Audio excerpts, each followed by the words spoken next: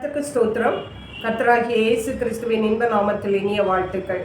இன்றைய தியானத்துக்காக ஜெபித்த பொழுது தேவன் தந்த வசனம் 2 பேதுருவின் நிருபம் 1ஆம் அதிகாரம் 10ஆம் வசனம். ஆகையால் சகோதரரே, உங்கள் அழைப்பையும் தெரிந்து கொள்ளுதலையும் உறுதியாக்கும்படி ஜாக்கிரதையாயிருங்கள். இவைகளை செய்தால் நீங்கள் ஒரு காலம் இடறி விழுவதில்லை. நம்முடைய கர்த்தராகிய இயேசு கிறிஸ்து நாம் ஒவ்வொருவரையும் ஒரு நோக்கத்திற்காக அழைத்திருக்கிறார், தெரிந்திருக்கிறார்.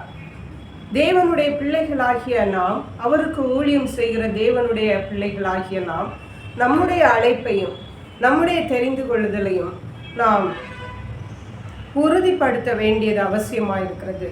நம்முடைய அழைப்பு என்ன, நம்முடைய தெரிந்து கொள்ளுதல் என்ன என்பதை நாம் தெரிந்து கொண்டு அதில் நாம் உறுதியாயிருக்க, ஜாக்கிரதையாயிருக்க வேண்டும். அப்பொழுதுதான் நாம் முடிவு பரியந்தம் தேவனுடைய ரட்சிப்பிலே நாம் நிலைநிற்க முடியும். நாம் ஒரு காலம் இடறி போவதில்லை. இயேசு கிறிஸ்துடைய வாழ்க்கையை நாம் எடுத்துக்கொண்டால் கூட அவர் பிறக்கும் முன்பே அவருடைய அழைப்பையும் அவருடைய தெரிந்து கொள்ளுதலையும், அவர் தேவன், அவர் எதற்காக மனுஷ ரூபமாக இந்த உலகத்திலே வந்தார் என்ற அவருடைய அழைப்பை ஏசாயா தீர்க்கதரிசியின் மூலமாக தேவன் வெளிப்படுத்துறதை பார்க்கிறோம். ஏசாயா தீர்க்கதரிசியின் புஸ்தகம் 42ஆம் அதிகாரம் அதில் வாசிக்கும் பொழுது 6ஆம் வசனம், நீர் குருடருடைய கண்களை திறக்கவும், கட்டுண்டவர்களை காவலிலிருந்தும் இருளில் இருக்கிறவர்களை சிறைச்சாலையிலிருந்தும் விடுவிக்கவும் கர்த்தராகிய நான் நீதியின்படி உம்மை அழைத்து என்று சொல்லி ஜாதிகளுக்கு ஒளியாக வைக்கிறேன் என்று சொல்லி இருக்கிறார். அருமையான கர்த்தருடைய பிள்ளைகளே, தேவனுக்கு ஊழியம் செய்கிற நாம் ஒவ்வொருவரும் தெரிந்து கொள்ள வேண்டியது என்னவென்றால், நாம் ஒவ்வொருவருக்கும் ஒரு தெரிந்து கொள்ளுதலும் ஒரு அழைப்பும் காணப்படுகிறது. அதை மாத்திரம் நாம் செய்து நிறைவேற்றுகிறவர்களாக காணப்பட வேண்டும். இயேசு கிறிஸ்து அவருடைய தெரிந்து கொள்ளுதலையும் அழைப்பையும் அவர் நிறைவேற்றி இருக்கிறார் என்பதை நாம் பரிசுத்த வேதாகமத்தில் பார்க்க முடியும். மத்தேயு எழுதின சுவிசேஷம் 11ஆம் அதிகாரம் 1 முதல் 6 வரை உள்ள வசனங்களிலே வாசிக்கும் பொழுது, யோவான் ஸ்நாபகன் அவருடைய சீஷர்களை அனுப்பி இயேசுவிடத்திலே கேட்கிறார், வருகிறவர் நீர்தானா அல்லது இன்னொருவர் வர காத்திருக்க வேண்டுமா என்று. அப்பொழுது அவர் சொல்லுகிறார், நீங்கள் காண்கிறதையும் கேட்கிறவைகளையும் அவருக்கு யோவான் ஸ்நாபகனுக்கு போய் சொல்லுங்கள் என்று சொல்லுகிறார். அதாவது குருடர்கள் பார்வையடைகிறார்கள், செவிடர்கள் காதுகள் கேட்கிறது, குஷ்டரோகிகள் சொஸ்தமாகிறார்கள், மரித்தவர்கள் எழும்புகிறார்கள், இதையெல்லாம் சொல்லுங்க, தரித்திரருக்கு சுவிசேஷம் அறிவிக்கப்படுகிறது, இதையெல்லாம் அங்கே யோவான் ஸ்நாபகனுக்கு சொல்லுங்கள் என்று சொல்லி அனுப்புகிறார். மட்டுமல்ல, என் நிமித்தம் இடரல் அடையாதிருக்கிறவன் பாக்கியவான் என்றும் சொல்லுகிறார். இங்கே இயேசு கிறிஸ்துவனுடைய அழைப்பு, தெரிந்து கொள்ளுதலை, என்ன நோக்கத்திற்காக மனித ரூபமாக தேவன் இந்த உலகத்திலே வந்தாரோ அதை அங்கே நிறைவேற்றுகிறதை பார்க்கிறோம்.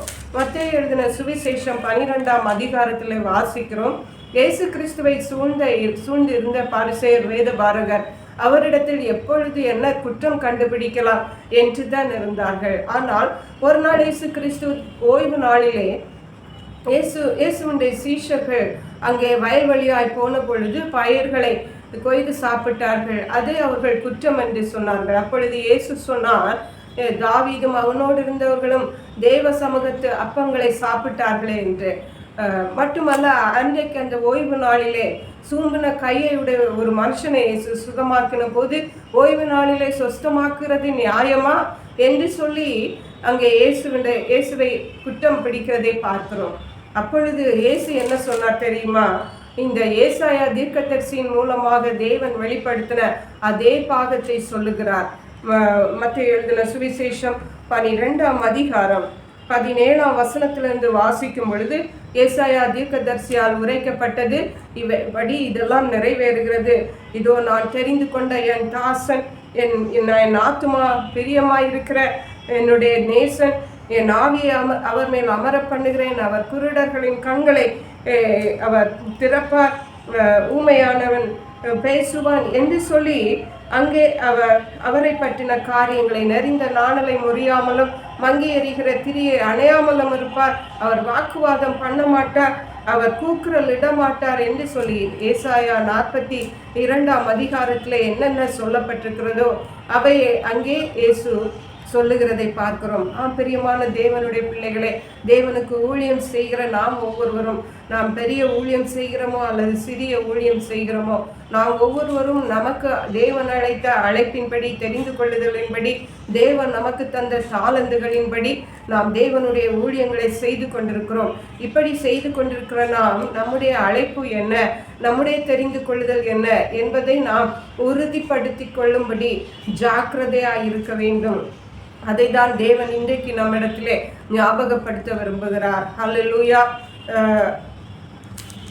ஆகவே இந்த நாட்களிலே நாம் தேவனுடைய அழைப்பையும் தெரிந்து கொள்ளுதலையும் நாம் முதலாவதாக நாம் உறுதிப்படுத்தினால்தான் அவைகளை நாம் செய்து நிறைவேற்ற முடியும். ஊழியத்தின் பாதை எப்பொழுதும் நமக்கு சாதகமாக இருக்கும் என்று சொல்லிவிட முடியாது.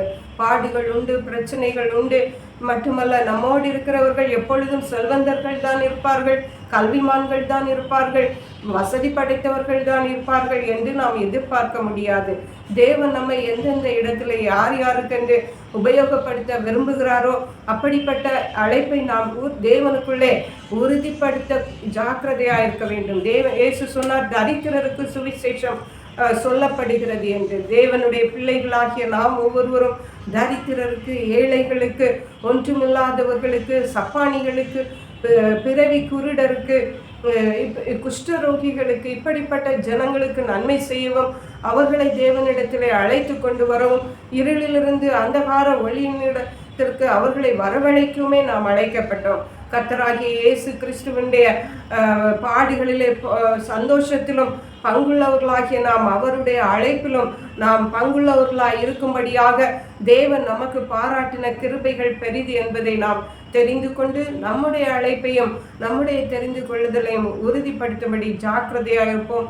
கர்த்தர் தாமே அதற்கேற்ற கிருபைகளை நமக்கு தந்தருளுவாராக. ஜெபிப்போம்.